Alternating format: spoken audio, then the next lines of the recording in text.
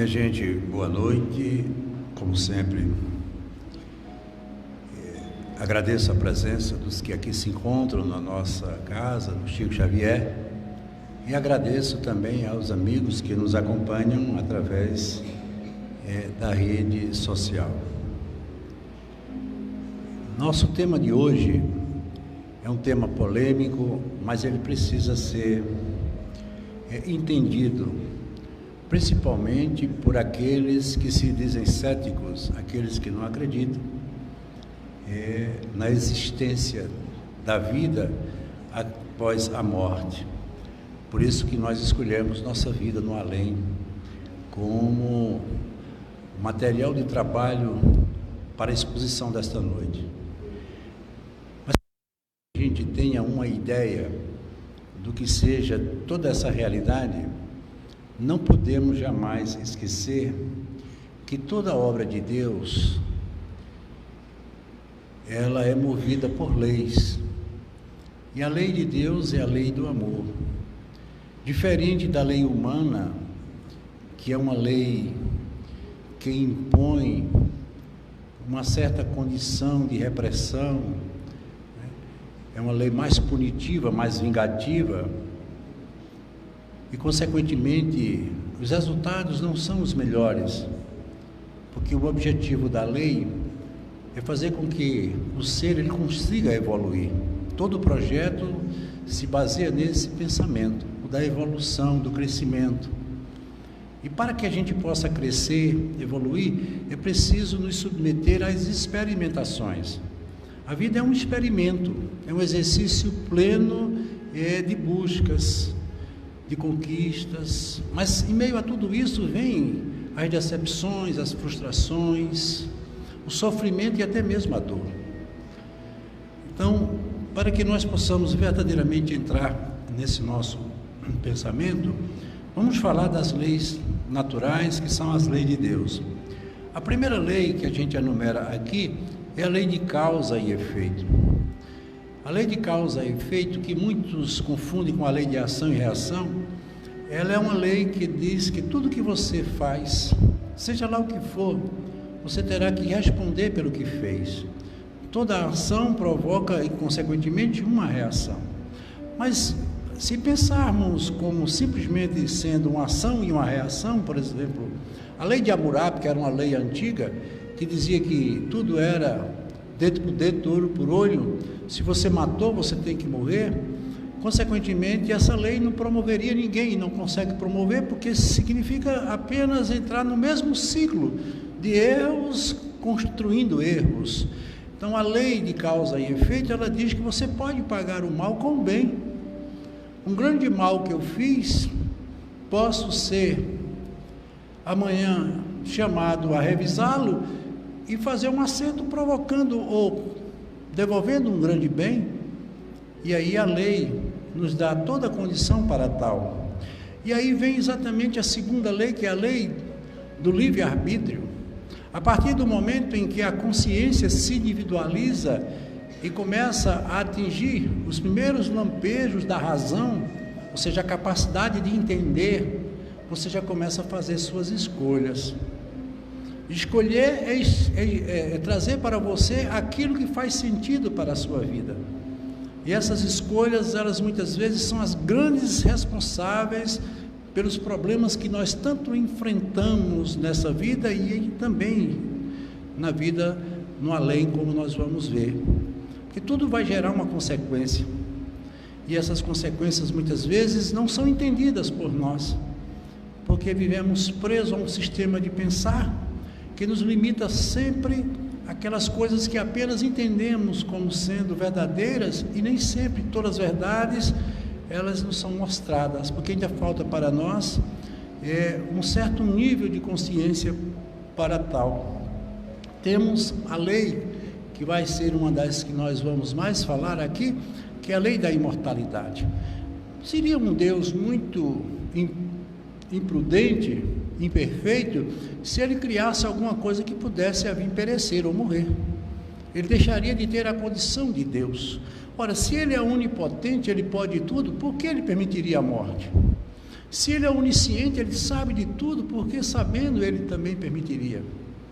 Se ele é onipresente, ele está presente, então ele seria ele mesmo condenado à morte, porque ele está presente em tudo. Então, jamais podemos conceder essa ideia de morte. Vamos entender exatamente o que ela quer dizer e o que significa na vida de todos nós. Mas para tanto é preciso que a gente entenda uma outra lei, e essa é fundamental, que é a lei da evolução. Tudo que Deus criou migra ou é conduzido para o processo do crescimento. Mesmo o sofrimento, a dor, os momentos difíceis, eles podem ser vistos sempre como um projeto de evolução. Vocês imaginem uma criança que começa a sua dentição, a dor que ela sente vendo uma ponta de osso rasgando um nervo rígido e duro como é, e consequentemente aquilo é o quê? O crescimento. O próprio crescimento humano, ele envolve uma certa dor, mas aí é uma dor evolução. Temos também as dores que são consequência dos nossos equívocos e dos nossos erros, mas jamais pensarmos ou levarmos isso para uma punição, porque Deus faz tudo menos punir ou castigar. Isso não é papel de um ser perfeito, julgar ou castigar quem quer que seja. Tiramos completamente esse Deus do nosso pensamento. O Deus que nós estamos aqui conversando, falando, é um Deus de amor. E temos outra condição como lei, que é complexa, porque existe ainda uma corrente que luta em não querer entender, que é a reencarnação. A reencarnação não é mais uma proposta da doutrina espírita. A reencarnação, como nós vamos ver, é uma proposta da própria ciência. A ciência hoje já se debruça para analisar com mais frieza, com menos pragmatismo, o processo reencarnatório, porque só a reencarnação é que pode nos mostrar coisas que não vemos sem ela. A partir do instante que nós observarmos, como vamos ver, que a vida é um contínuo de experiências, porque a própria evolução nos convida a isso. A vida é cíclica. Uma coisa cíclica, ela não tem começo e nem fim. A gente falava na semana passada sobre as estações da vida, né? O inverno, verão, o outono, aliás, primavera, verão, outono e inverno. Quando termina o inverno, começa novamente a primavera. E a gente está nesse processo de idas e vindas, construindo cada um a sua história. E que história é essa? Essa história que nos leva e nos conduz à felicidade plena. Felicidade essa que é a aproximação de Deus. Nós não vamos entender Deus e não vamos estar com Deus, porque seria muito pretensiosidade nossa, ou seria muito imaturidade nossa, acharmos que vamos nos encontrar diretamente com Deus. Mas estar próximo de Deus já é o suficiente para termos tudo o que nós desejamos. Porque basta que Ele se manifeste muitas vezes de maneira tímida, nós já sentimos uma alegria muito grande, porque Deus é alegria, Deus é felicidade. Então, nós vamos, nesse instante, iniciando esse nosso pensamento, falar, e eu trouxe aqui, um mito da mitologia grega, que é Narciso. Narciso é exatamente quando o homem ele se individualiza. Narciso era filho de um Deus, um ser perfeito, e trazia nele uma beleza descomunal. Ele era perfeito em tudo. E a partir do momento em que ele, Narciso, olha para o espelho e se enxerga, exatamente nesse momento nós vemos uma forma alegórica no momento que o homem olha para si mesmo. Mas só que Narciso, ao se olhar, ele transforma em exponencial a sua beleza, mas ele desperta em si ainda mais o seu orgulho e o seu egoísmo. Tudo para ele, só ele. Consequentemente, isso fez com que ele se afastasse de todos. Com o passar do tempo, através da evolução biológica e espiritual, ocorre consequentemente o seu desenvolvimento. E aí ele começa a pensar, a indagar, a buscar respostas, e é quando nasce a filosofia. Porque o que é filosofia? Amor ou busca ao conhecimento. Então, o início de toda a evolução da sociedade humana começa na filosofia. Da busca da resposta surgem os métodos, e os métodos criam a ciência, porque a filosofia pergunta, a ciência responde. Porque é difícil provarmos qualquer coisa fora do parâmetro da experimentação, porque a ciência só trabalha com esse método, o da experimentação para a comprovação. Todo fato científico tem que passar por este crivo. E quando o homem amplia o seu horizonte e começa a olhar para o além e tenta encontrar algo que todos nós buscamos, que é o transcendente, quem de nós não para pensar, meu Deus, o que é que eu estou fazendo aqui? O que é a vida? De onde eu vim? Para onde eu vou? É quando ele encontra o seu Deus. E aí nasce a religião. E por que foi que eu fiz essa analogia dentro da metáfora de Narciso? Porque é a realidade de todos nós, e principalmente da própria doutrina espírita. A doutrina espírita, ela é filosofia, ela é ciência, ela é religião. Lembrando bem que, como ciência, ela tem os seus parâmetros. Consequentemente, nós não podemos associar a ciência espiritual ou da espiritualidade com a ciência humana. Ainda não. Mas nós já temos uma forte aliada, que é a física quântica, que já está nos mostrando esse mundo do microcosmos, um mundo do imponderável, um mundo onde matéria e energia já não são coisas tão diferentes e não estão tão distantes. Um mundo onde tudo transcende, onde o imponderável toma um espaço enorme na vida de todos nós. Mas o que foi que eles fizeram? Então pegaram tudo isso e levaram para a ideia fantasmática das manifestações. Isso acontece em todo canto, inclusive na própria casa espírita. As pessoas vêm para a casa espírita buscar espíritos e manifestações, e isso não é o papel do espiritismo. O espiritismo é ciência, filosofia e religião, e principalmente estudo. E só estudando é que você pode entender. Conclusão: o grande enigma da humanidade é saber de onde viemos e para onde vamos.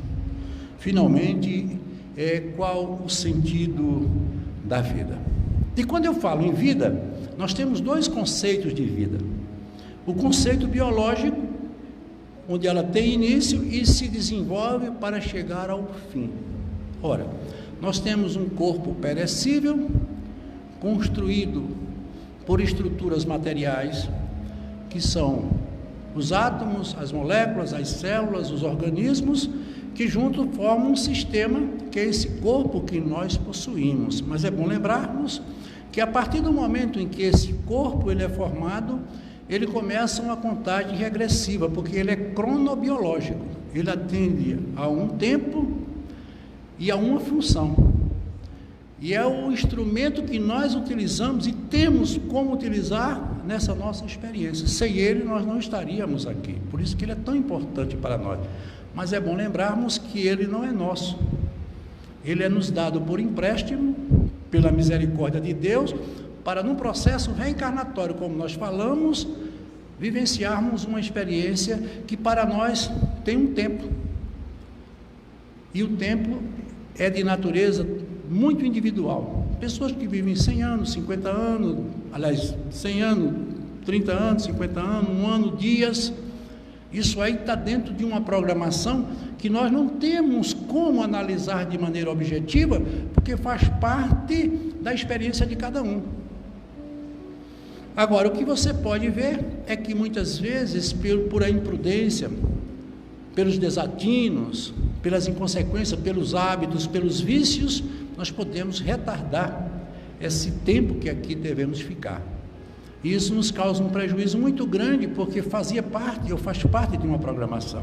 O tempo que eu aqui não vivi, eu vou ter que vivê-lo numa outra experiência, e sabe Deus quando.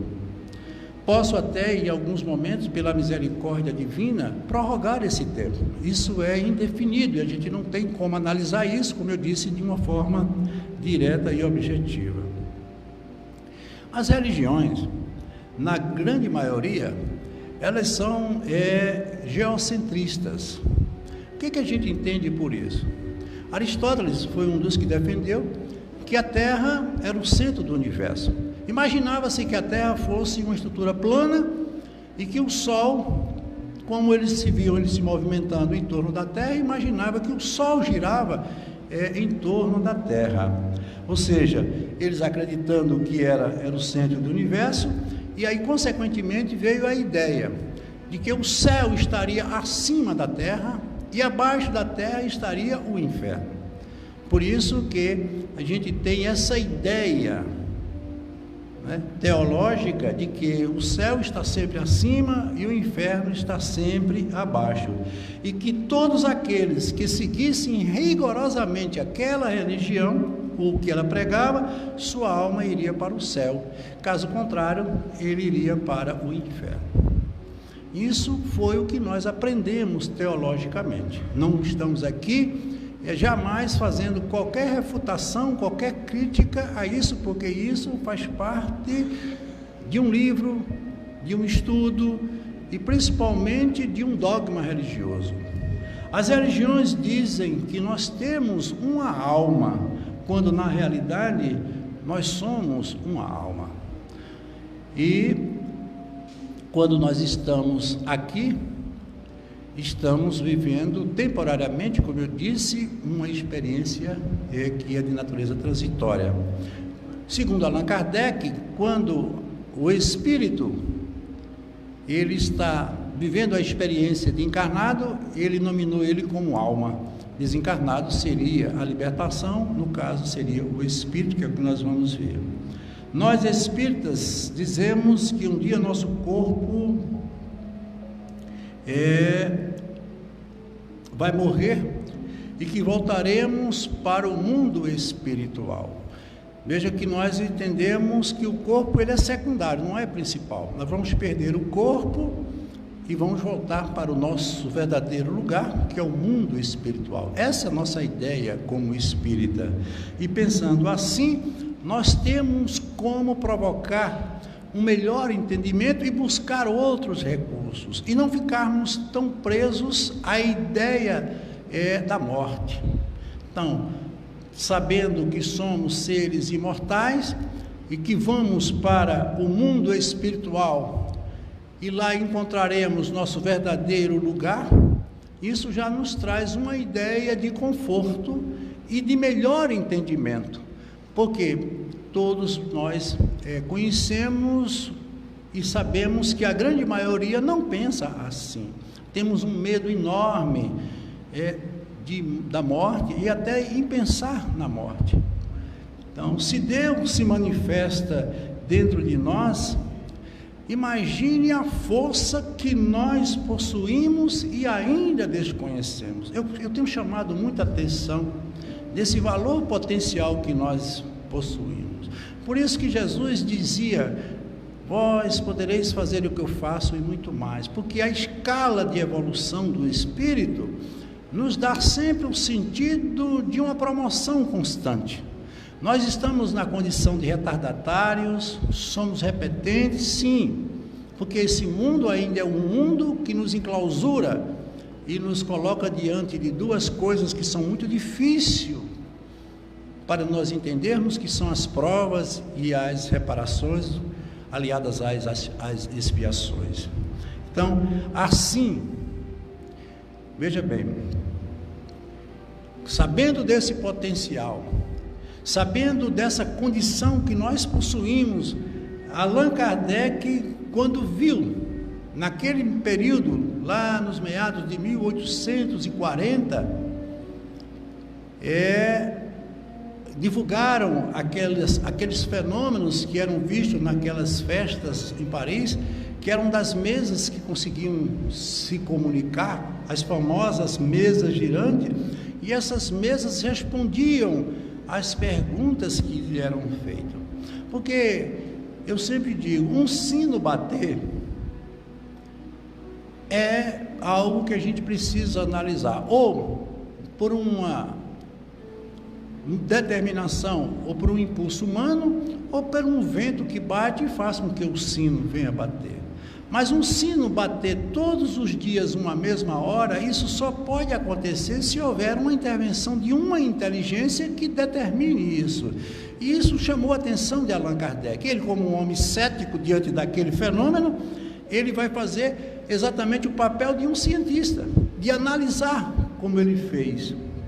E a partir das suas observações, ele criou uma ideia em forma de lei que chega a ser tão importante como a lei da gravidade, que é a mediunidade.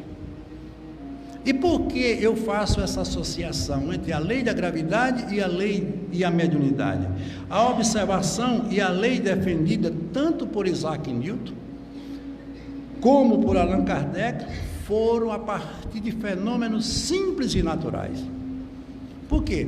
A lei da gravidade foi uma simples queda, segundo nos conta a história, de uma maçã.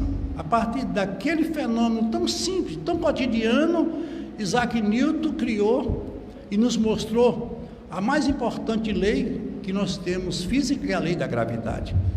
E Allan Kardec, vendo aquele fenômeno, que parecia uma coisa sem nenhum significado ou nenhuma pretensão, ele viu que existia ali por trás daquilo algo muito maior do que se pensava, que era exatamente uma inteligência que estava sendo ali desenvolvida ou trabalhada. Então, tanto a gravidade como a mediunidade, aí entra exatamente aquilo que eu quero trazer como força para esse nosso tema, que é a relação da densidade da matéria. Por quê?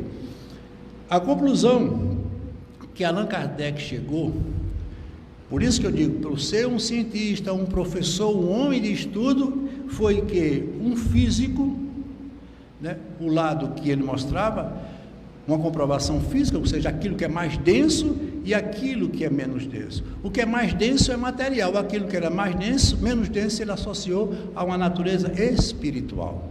E aí ele faz agora a relação entre o mundo material e o mundo espiritual. Por isso que eu sempre costumo dizer que a diferença entre eu e um espírito, no caso desencarnado, é mais matéria e menos matéria. A densidade da matéria é que determina as suas propriedades. E continuando suas observações sobre essas mesas girantes, Allan Kardec ele fez a seguinte indagação: como a alma encontra meios para fazer aquela mesa girar? É quando surge a ideia do perispírito. Tudo neologismo criado por Allan Kardec, mediunidade, perispírito. Os fenômenos já existiam, claro que já existiam desde a antiguidade, mas até então ninguém tinha analisado da forma como ele analisou. A mediunidade, que é esse meio em que a comunicação entre os mundos, entre o mundo físico e o mundo espiritual, e o perispírito, que é um corpo sutil que nós possuímos antes do corpo biológico, como nós vamos ver. Tudo isso já estava bem caracterizado para ele começar a entender os fenômenos da espiritualidade. É quando surge essa ideia, né, que ele se define dentro desse propósito, que era estudar tudo o que estava ali acontecendo. Ou seja, ao morrer, a alma não se torna mais uma coisa abstrata. Qual era a ideia que a gente tinha? De um fantasma que ficava voando e, consequentemente, ele deixava de existir como essência, como ser, como natureza. Mas quando a gente sonha, até mesmo com os nossos parentes, os nossos queridos, nós vemos eles de uma forma totalmente física, definida, e, consequentemente, é porque isso permanece existindo como realidade. Por isso que agora nós vamos ter que fazer essa conexão entre densidade, mais densidade e menos densidade. Não é porque a água, ao ferver, se transformou em vapor, que ela deixou de ser água. É apenas uma mudança de estado físico, não alterando as propriedades. Ou seja, mudar o meu estado, minha condição de espírito, não vai mudar as minhas condições e as minhas propriedades, minha consciência ou o meu pensamento. Eu já começo a entender de uma maneira mais objetiva o que ele quis dizer, né? Então, morre o corpo animal, nasce corpo espiritual. Não foi ninguém que disse isso, foi Paulo de Tarso. Quer dizer, ele já tinha uma ideia, porque Paulo era médium, ele já sabia de tudo isso. Então, se morre o corpo animal, ou seja, a estrutura orgânica ou o corpo fisiológico, não morre o ser. Por quê? Porque ele disse, nasce o corpo espiritual. Os médiuns videntes, quando eles veem os espíritos, eles veem na forma humana, como eu disse. Isso porque nós somos um conjunto de 3 realidades. Isso é muito importante. Essa tríade é fundamental para o nosso entendimento. Nós somos um espírito. O que é um espírito? O espírito é uma consciência, é uma mente, seja lá o que você possa querer chamar, mas o espírito não tem forma. Se Deus é uma grande luz, o espírito seria uma unidade dessa luz, um fóton, uma centelha. Mas o espírito, para ele desenvolver os seus potenciais de crescimento e evolução, como nós vimos, ele precisa de uma convivência com outros, porque nós só aprendemos um com o outro. A individualidade, o isolamento, jamais dá a um ser, seja ele qual for, o sentido da evolução, até no próprio reino animal. E, consequentemente, esse espírito adota o seu primeiro corpo. Ele tira deste fluido cósmico universal, que não é um fluido, é uma energia, a energia do universo, esse plasma divino, como nós chamamos, ele tira uma quantidade de energia e forma o seu corpo. Como será esse corpo? Esse corpo será formado de acordo com a sua consciência, com a sua evolução. Se você tem uma mente bruta, você vai formar um corpo embrutecido. Se você tem uma mente bem elaborada, você vai formar um corpo elaborado, não levando em consideração o fator da vaidade, mas da necessidade. Consequentemente, esse é o primeiro corpo que nós possuímos. E quando aqui nós chegamos, e para chegarmos, nós vamos ter que assumir uma nova condição, que é um terceiro corpo, que é o corpo físico. É esse corpo que nós temos. Esse corpo, gente, ele foi elaborado por nós para atender unicamente às nossas necessidades. Ele é um corpo que tem toda uma estrutura programada. Por isso que existem pessoas que muitas vezes não gostam do seu corpo, até chegam a se revoltar, até por apresentar deformidades. A deformidade que existe no seu corpo é uma deformidade que existe já na sua consciência, que se retrata nele como uma necessidade de uma reparação. E, consequentemente, isso tem um propósito que é o da nossa própria evolução. Então, esses 3 corpos nós possuímos e deles jamais nós poderemos nos afastar enquanto aqui estivermos vivendo. Então, aquilo que nós chamamos morte nada mais é do que a extinção desse terceiro corpo. Eu perdi o corpo físico, mas eu permaneço com o corpo espiritual e continuo sendo um espírito. Ao voltar para o mundo espiritual, eu deixo aqui o que é daqui e levo comigo o que me pertence, que é a minha consciência e meu corpo perispiritual. Por isso que as pessoas, quando elas desencarnam, quando elas partem do mundo espiritual, elas têm que levar consigo tudo o que ela alcançou aqui, mas que não seja nada de natureza material. Tudo terá que ser de necessidade e de natureza unicamente espiritual. É o que está na consciência ou no seu coração, se assim quisermos dizer. Então, aquilo que chamamos de alma ou espírito, apenas perder o corpo físico e continua sendo os mesmos. Agora existe uma boa notícia e uma má notícia que eu vou dar a vocês, que a boa notícia é que o inferno não existe. Então, não existe um lugar definido como sendo o inferno. Seria de uma incompreensão imensurável se entendêssemos que uma pessoa que cometeu erros, desatinos, sem uma gradação, por exemplo, uma pessoa que matou outra, uma pessoa que roubou, uma pessoa que praticou o mal, todas elas iriam para um mesmo lugar, ou seja, para um inferno eterno de sofrimento e de provações. Aonde é que estaria, mais uma vez, perguntando o amor e a bondade e, acima de tudo, a inteligência de Deus? Se Deus é uma inteligência, a inteligência é algo que pensa, e como é uma inteligência suprema, é lógico que ela está acima de todos nós. E eles tiveram tanta dificuldade de levar isso como uma proposta foi que inventaram os quintos dos infernos, né? O inferno de Dante, que ele é um inferno de vários momentos, né? De várias dimensões, e consequentemente isso foi para amenizar um pouco essa ideia.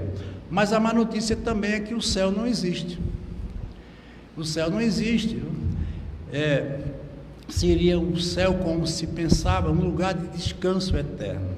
E esse descanso traria um tédio tão grande que talvez quem estivesse lá pedisse para ir para o inferno, porque não teria um sentido um descanso, porque nós não fomos programados para a inércia.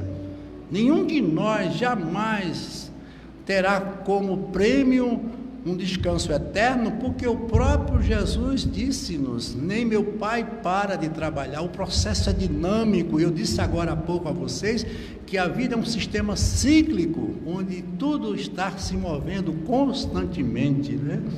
Então, tanto lá como aqui, né, tanto em qualquer lugar que possamos estar, nós somos os mesmos, independente da condição do lugar. Por isso que Jesus disse, e todos nós sempre ouvimos, que na casa do meu Pai existem muitas moradas. Dando uma ideia, eu sei que algumas religiões interpretam isso de uma maneira diferente, mas nós, como espírita, acredito que tem uma condição de melhor entender que exatamente essas dimensões ou esses mundos espirituais, que não são poucos, são muitos, né? Então, quando dormimos temporariamente, nós nos desligamos do corpo, passando a utilizar o perispírito.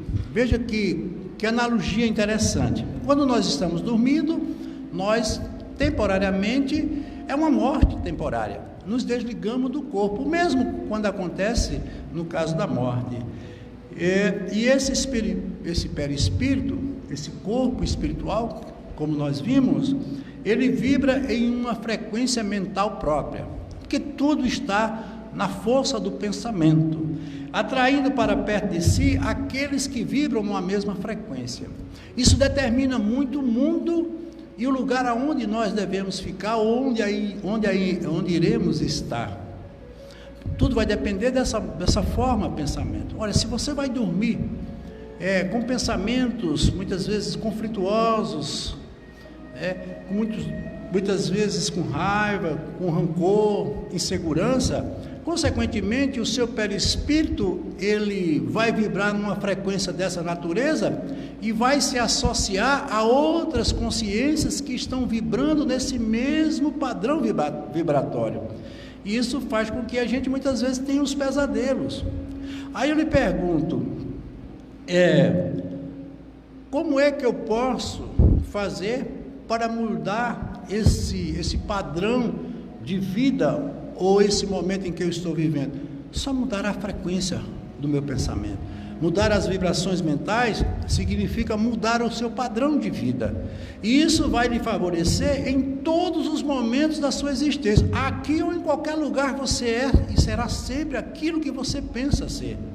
E aí é quando Jesus diz: aonde está o teu tesouro, está o teu coração.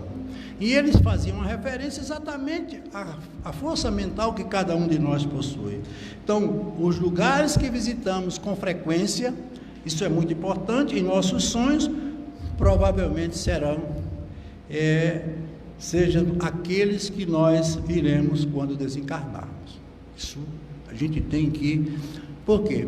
Porque se eu me programo para ir para um determinado lugar, esse lugar ele vai ficar fixado na minha mente como uma coisa que eu desejo consciente ou inconscientemente alcançar.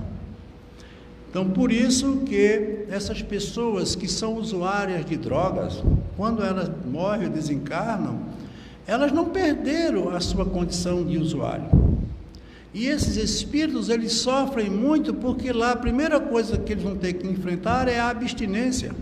E eles ficam muito presos à nossa psicosfera e estão por aí transitando, querendo encontrar meios para justificar a necessidade que eles têm, porque eles são dependentes não só orgânicos, químicos, como também psíquicos, e principalmente o fator psíquico. Então, nós não podemos esquecer que a cada um segundo suas obras, existem muitas moradas na casa do meu Pai, e aonde está o teu tesouro, está o teu coração. Imagine uma pessoa cruzando com outra, de nível espiritual totalmente diferente. Você passa por uma pessoa, essas pessoas se veem, elas se tocam, conversam, e nada acontece de extraordinário. É o nosso cotidiano, o nosso dia a dia. Mas se essas pessoas estiverem na dimensão espiritual, isso jamais poderá acontecer, pois a frequência mental de uma é completamente diferente da outra. Querendo dizer a vocês com isso, que o que vai definir a dimensão espiritual, com quem nós vamos estar, com quem nós vamos conviver no mundo espiritual, vai depender da nossa mente, da nossa forma de pensar. Por quê? Porque aqui nós temos um corpo físico limitado às condições que são orgânicas através dos 5 sentidos, temos um 6º sentido que é a intuição, mas no mundo espiritual não existe mais um cérebro, as mentes estão libertas e abertas para interagir uma com a outra constantemente. Então, se eu estou no mundo espiritual, numa frequência de paz, de amor, de harmonia, ou trazendo comigo um nível de compreensão mais evoluída, eu não posso estar num ambiente, num lugar onde essa frequência não é a mesma, porque não vai haver interação. E pode sim, a não ser que seja por uma missão, por um resgate ou por um trabalho da espiritualidade maior. Isso aí já é outro caso. Então, o que é que a gente pode entender? Quem pode o mais, pode o menos. Mas quem pode o menos, não pode mais. Todo mundo se lembra da história de André Luiz. Ele estava lá no umbral, cronometrou 8 anos, isso a gente também vai ver, e ali ele permaneceu enquanto a sua frequência mental estava presa às condições terrenas da vida que ele teve, a ponto dele ser considerado como um suicida pela vida como ele levava. Era uma pessoa que abusava dos vícios, uma pessoa extremamente egoísta, era um patriarca que dominava todos, tinha uma família boa, mas dentro de um padrão que era determinado por ele. De repente ele se vê no mundo espiritual e levando para esse mundo as mesmas sensações, os mesmos pensamentos, as mesmas ideias. E ali sua mãe, como sempre as mães, vai de encontro a ele, mas ela não pode interferir. E ela fica com uma equipe espiritual, esperando que André Luiz mude a frequência mental dele. Olha que coisa, imagine uma mãe ficar quase 8 anos vendo um filho sofrendo como ele sofria no umbral, esperando que ele desperte. Se fosse no mundo nosso, o procedimento seria totalmente diferente e até inconsequente. E no momento em que ele lembra-se de Deus, e ele não fala nem em Deus, quando eu tive uma ideia do Pai, e que ele começa a se introspectar e ver que a vida não era aquilo que ele imaginava que fosse, ele muda a frequência mental e rapidamente ele é resgatado e é levado para o nosso lar, e lá ele vai ser submetido a um tratamento, e esse tratamento faz com que ele mude toda a sua forma de pensar, e é exatamente o Espírito que nas mãos abençoadas de Chico Xavier traz tudo que nós temos de informação acerca do mundo espiritual, estreitando de uma forma brilhante, tanto no aspecto filosófico, religioso, como científico principalmente, essa interação que é a mediunidade, como nós falamos, e que precisamos tanto compreender para não vivermos tão distante da nossa própria realidade como nós vivemos. Então, portanto, se um espírito está em um plano superior, quiser fazer contato com um que se encontra no plano inferior, terá que diminuir sua frequência mental temporariamente. Veja que foi exatamente isso que nós vimos. Se você tem, preste atenção, o que vem a ser o obsessor. Se você tem um obsessor que ele perturba, é porque você está na mesma frequência dele. Isso a gente tem ouvido direto falar aqui. Porque eu tenho um obsessor. O obsessor não é um penetra, ele é um convidado. Ele apenas sopra a brasa que já está acesa dentro de você. Você criou um campo de vibração que está em consonância com a vibração dele.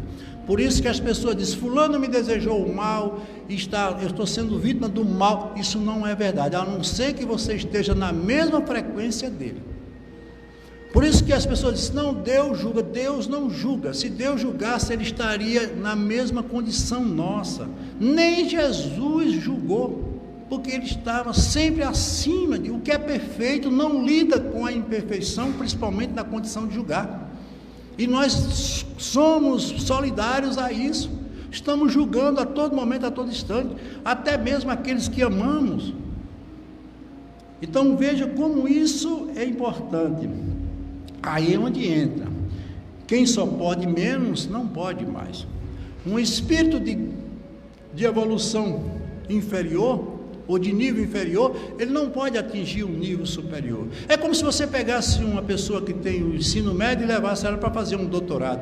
Ela não tem condições para entender ou se comunicar dentro de um quadro totalmente acima da sua condição evolutiva. Então, para cada um de nós existirá sempre uma condição própria que é para cada um de nós.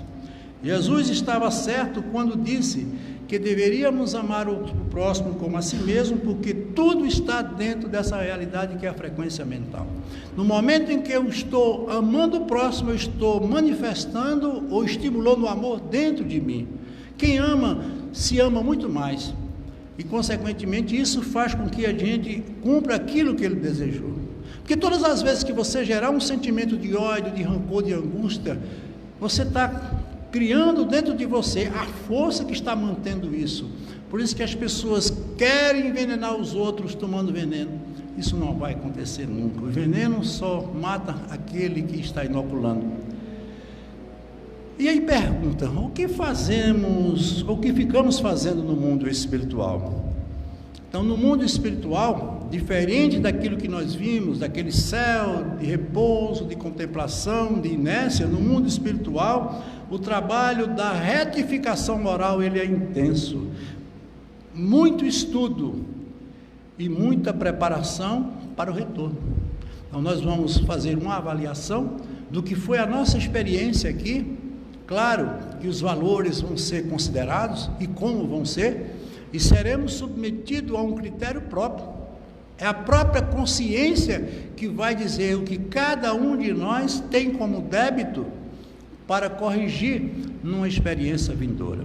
Veja como Deus é maravilhoso em termos de amor a nós.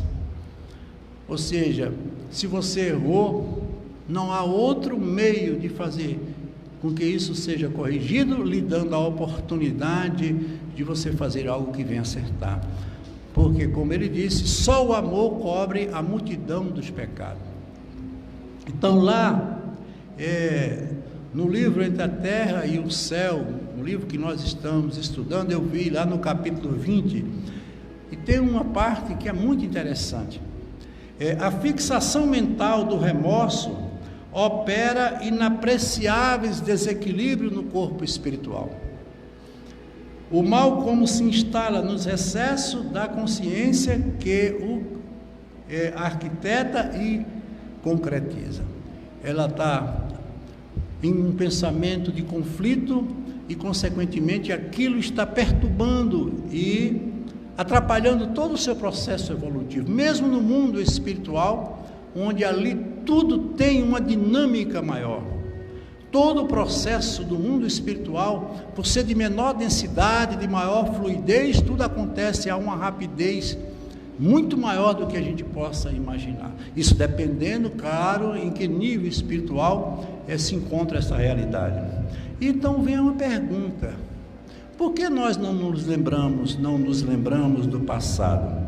Estamos dentro de uma estrutura tridimensional e temos apenas 5 sentidos. Consequentemente, nós somos muito limitados naquilo que apresentamos como realidade de vida. Por quê? Porque nós temos um passado tenebroso. O nosso passado, se o processo evolutivo ele não foi tão recomendável, por isso que nós estamos aqui como reincidentes, matriculados numa escola, promovendo aquilo que precisa ser promover e consertando restituindo aquilo que precisa ser consertado e restituído. E aí é muito importante que a gente não se prenda ao passado. O passado, como eu digo, serve para a gente refletir. Ele traz para nós os reflexos dos nossos erros, que precisam ser, consequentemente, corrigidos. Mas ele não tem o propósito de nos fazer repetir. Repetir o passado é recrudescer, é permanecer e insistir no erro que, com certeza, só vai nos levar aos abismos da vida, principalmente a vida mental. Então, nós temos uma proteção psicológica, que é o esquecimento do passado. A nossa mente, ela foi programada para esquecermos temporariamente do passado. É lógico que nós temos várias áreas do nosso inconsciente que pode ser vista. Nós temos um inconsciente mais profundo, nós temos a área do subconsciente, coisas que lembramos com maior clareza, outras que temos uma dificuldade enorme de nos lembrar. Mas eu confesso a vocês, é melhor a gente não mexer com isso. Consequentemente, nós estamos aqui para viver o presente.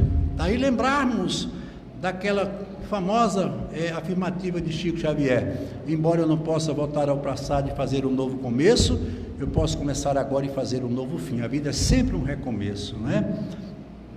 Então, se temos dificuldade de carregarmos os fardos dessa vida, que são os nossos traumas da própria infância, quem de nós não tem uma história talvez não boa ou não bem considerada do nosso passado, principalmente da nossa infância, da nossa adolescência? A vida, como eu digo, ela é composta de surpresas, de fatos, de idas e vindas. Imagine se nós somássemos as nossas frustrações, os nossos traumas de infância aos de vidas passadas, como muitos fazem, a vida seria muito difícil de ser vivida. Imagine se somássemos tudo isso num só instante, não teríamos como suportar. E aí pergunta: como estão aqueles que partiram deste plano? Eles estarão felizes, infelizes ou em condição mediana? Olha o que eles dizem aqui. Os espíritos felizes têm uma coisa em comum: a prática do bem, independente de qualquer condição social ou religiosa. Quando você chegar no mundo espiritual, eles não vão perguntar a sua religião, a sua condição social. Eles vão saber o quanto você fez de bem, e o bem principalmente com um atributo que nós utilizamos na convivência, que é o bem e o que fazemos ao próximo. A única coisa que Jesus nos ensinou foi a prática do bem através do amor, e para isso só o tempo. Todos nós nos lembramos daquela história que disse que numa ilha moravam todos os sentimentos, e de repente chegou a notícia que a ilha teria que ser desocupada porque ela seria inundada. E como sempre o amor, só o amor, saiu de porta em porta pedindo a todos que se evadissem, porque a ilha consequentemente teria que ser desocupada porque a água tomaria conta. E quando ele se deu conta, a água já tinha praticamente tomado toda a ilha, e o amor ficou ali esperando que alguém a socorresse. E de repente passou um barco, era o barco da riqueza, e a ilha gritou: riqueza, me leve com você. E a riqueza disse: eu não posso, porque no meu barco só cabe a minha riqueza, não há espaço para você. E consequentemente o amor ali permaneceu. E de repente passa um segundo barco, que era o barco da vaidade. E o bom amor gritou: vaidade, me leve com você. Eu não posso, você está muito sujo, molhado, e no meu barco não cabe você. Me perdoe, vaidade, amor, eu não posso lhe levar. E passa o terceiro barco, que era o barco da tristeza. E o amor gritou: tristeza, me leve com você. E ela disse: eu estou tão triste, estou tão tomada pela minha tristeza, que no meu barco não cabe você. E quando o amor já tinha perdido todas as suas esperanças, um pequeno barco o socorreu e levou. E quando o amor acordou no alto, e de repente ele olhou, e o amor perguntou à sabedoria: sabedoria, o que foi que me trouxe até aqui? E a sabedoria lhe disse: você não sabe? Não, eu não sei. O que lhe trouxe foi o tempo. Só o tempo é que resgata o amor. E é exatamente isso que a gente vê no mundo espiritual, o tempo. Nós vamos ainda ter que ir e vir muitas vezes para encontrar verdadeiramente esse amor. É um amor que pensa em todos, em tudo e menos nele. O amor da fraternidade, da comunhão. Por isso que eu digo, quem dá, porque tem o que dar. Os espíritos infelizes, eles são iguais aos espíritos felizes, mas que momentaneamente, por decisão própria, seguiram o caminho errado. Então vejam que não há mais essa condição do inferno. O próprio umbral significa passagem. É um lugar transitório, é um spa, que o espírito fica para sair da sua condição mais grosseira, se libertar pelo menos de grande quantidade de raiva, de ódio, de culpa, e ali ele é tratado para depois ele ser conduzido para um lugar onde ele possa rever a sua condição de vida e se preparar para o retorno, como aluno que, como repetente, se programa para voltar para a escola, sabendo que terá que repetir algumas disciplinas nas quais ele não foi tão feliz. Então, mas como a dor causa muito sofrimento, em dado momento esse espírito ele terá que mudar. Veja que aqui ele fala exatamente da dor e do sofrimento como um impositivo, não para nos demover, não para nos fazer sofrer, mas como uma única condição para ele fazer o que ele não queria fazer por amor. Porque quando a gente não faz por amor, só há um meio, que é pela dor. Então, lembramos exatamente da parábola do filho pródigo, né? Que com a ajuda do pai, ao voltar, ele irá trabalhar para restituir aquilo que ele levou. Porque na condição de pródigo, ele foi buscar, como todos nós somos de uma natureza, né, semelhante, o que nós queremos e fazemos, com certeza muito dessas nossas atividades, desses nossos pensamentos, não são os melhores, mas um dia nós vamos ter que voltar, devolver aquilo que um dia nós contraímos e que não nos pertence, principalmente na área do sentimento. Porque se a lei de Deus, como nós vimos, é uma lei de justiça e sobretudo uma lei de amor, nada pode faltar e nada pode sobrar, tudo tem que estar no seu devido lugar, seguindo toda a sua natureza de justiça. E temos os espíritos medianos. Os espíritos medianos são aqueles que estão tendo a oportunidade de rever os seus erros por vontade própria. E Emmanuel diz que quando nós partirmos daqui, o mundo espiritual é semelhante a um castelo.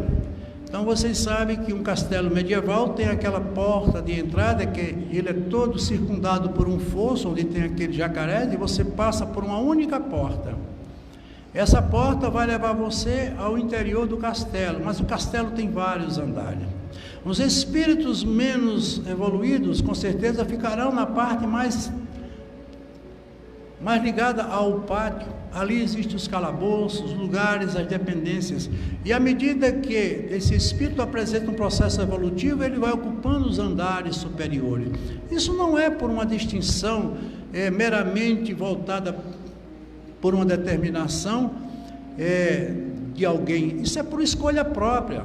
Você vai se situar no lugar onde você construiu sua força e a sua forma de pensar. Então, nós devemos entender, sobretudo, que a morte, ela não é aquilo que todos ou que a maioria imagina. Eu trouxe do livro Nos Domínios da Mediunidade o prefácio de Emmanuel. E esse prefácio, ele fortalece muito esse nosso pensamento, essa nossa ideia. Veja, isso foi em 1954. E ele diz assim: Niels Bohr, todo mundo conhece, o físico quântico, que foi responsável por toda a estrutura ao lado de Ernest Rutherford do átomo, Max Planck, que foi quem idealizou, quem trouxe a física quântica, e o próprio Einstein. Eles erguem novas e grandiosas concepções. Eles brigaram muito, inclusive Einstein e Niels Bohr brigaram muito, mas eles terminaram chegando a uma ideia comum, e hoje nós temos, graças a eles, tudo o que imaginamos de crescimento e evolução na área científica. O veículo carnal, olha o que eles dizem, o veículo carnal agora não é mais que um turbilhão eletrônico regido pela consciência. Isso ele está se referindo ao corpo. Cada corpo humano que é tangível é um feixe de energia concentrada. A matéria é transformada em energia e esta desaparece para dar lugar à matéria. Tudo que nós falamos está aqui, mostrado dentro do aspecto científico. Matéria e energia formando uma única realidade. Por isso que eu disse, eu e um espírito, a diferença é que eu tenho mais matéria e ele tem menos matéria. Químicos, físicos e geômetros, matemáticos, erguidos à condição de investigadores da verdade, são hoje, sem desejarem, sacerdotes dos espíritos. Porque, como consequência de seus profundos estudos, o materialismo e o ateísmo são obrigados a desaparecer por falta de matéria. Então, nós vivemos num mundo onde o imponderável tem uma prevalecência muito maior. Para vocês terem uma ideia da ilusão de tudo isso, o universo físico, esse universo que nós entendemos, ele é constituído por 75% de uma energia invisível que os astrofísicos chamaram de energia escura, 75%. Sabe-se também que o universo ele é constituído por 20% de uma matéria também chamada de matéria escura, totalmente desconhecida pelo homem. E dos 5% restante, 4% é formado por uma matéria que não temos a menor ideia, que eles chamaram de plasma, porque ela não é formada pela constituição atômica como nós conhecemos. Portanto, nós só conhecemos desse universo apenas 1%, e ainda existem pessoas querendo ser alguma coisa. Conclusão. Nós vivemos num mundo onde tudo ainda é desconhecido por nós. Se entrássemos no interior do nosso cérebro, não iríamos encontrar a nossa consciência, é claro. O que é que existe no nosso cérebro? Reações químicas e impulsos eletromagnéticos. Só. Ou seja, a consciência está totalmente distanciada ou separada do cérebro. Apesar de que existe uma linha muito forte, que nós conhecemos, que ainda não aceita, mas logo logo eles vão ter que aceitar. E para finalizar, eu vou aqui fazer uma sintetização do que nós vimos, contando a história de um rei que tinha 4 esposas. Ele amava a sua 4ª esposa demais, e a ela ele dava lindos presentes, roupas caras, ou seja, dava a essa esposa tudo o que ele tinha de melhor. A sua 3ª esposa, ele gostava de exibi-las, mostrar aos outros reinos, aos outros reis, enfim, mas ele tinha um grande ciúme dessa 3ª esposa. A sua 2ª esposa era sua confidente, era aquela que estava sempre ao lado dele nos momentos difíceis, nos seus momentos de sofrimento, de dor, muitas vezes até chegava a lhe aconselhar. Mas a 1ª esposa era a sua mais leal parceira, estava sempre ao lado dele em todos os momentos que ele precisasse, mas ele não amava a sua 1ª esposa. Um dia, o rei caiu doente e percebeu que seu fim estava próximo, e ele chamou suas 4 esposas. E ele perguntou à 4ª esposa: eu te amei tanto, querida, te cobri das mais finas roupas e joias, mostrei com certeza o quanto te amava, cuidando tão bem de você. Agora que eu estou morrendo, você é capaz de seguir comigo? E ela disse: de jeito nenhum, e saiu do quarto sem nem sequer lhe dar adeus. A 3ª esposa, ele se dirigindo a ela, disse: eu te amei muito a vida inteira, foi aquilo que eu guardei com maior cuidado, só Deus sabe o ciúme que eu tinha por você, e agora que eu estou morrendo, você é capaz de ir comigo? E ela responde: a vida é boa demais, quando você morrer, logo logo eu vou estar com outro. E ele ficou muito triste. Perguntou então a segunda esposa: eu sempre recorri a você quando precisei de ajuda e você sempre esteve ao meu lado. Agora que eu estou morrendo, você é capaz de ir comigo?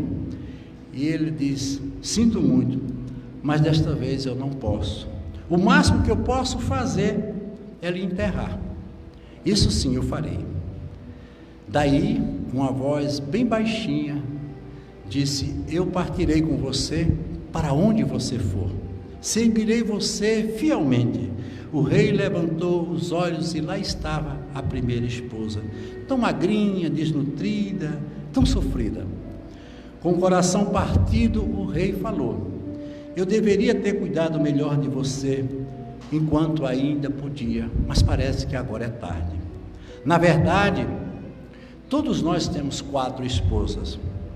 A 4ª esposa é o nosso corpo.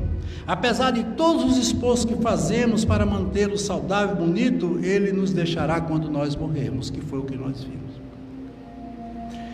A nossa 3ª esposa são as nossas posses, os nossos bens, propriedades, a nossa riqueza. Quando morrermos, isso tudo vai para a mão dos outros. Nossa 2ª esposa são os nossos familiares, os nossos amigos. Apesar de nos amarem muito, estarem sempre nos apoiando, o máximo que eles podem fazer é nos enterrar. E finalmente, a nossa 1ª esposa é o nosso espírito.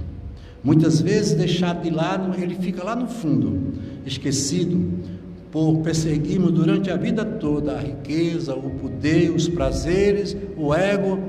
Por isso que no início eu falei do narciso. Todos nós somos narcisistas. Esquecemos que nós não temos um espírito, que nós somos um espírito. Boa noite a todos.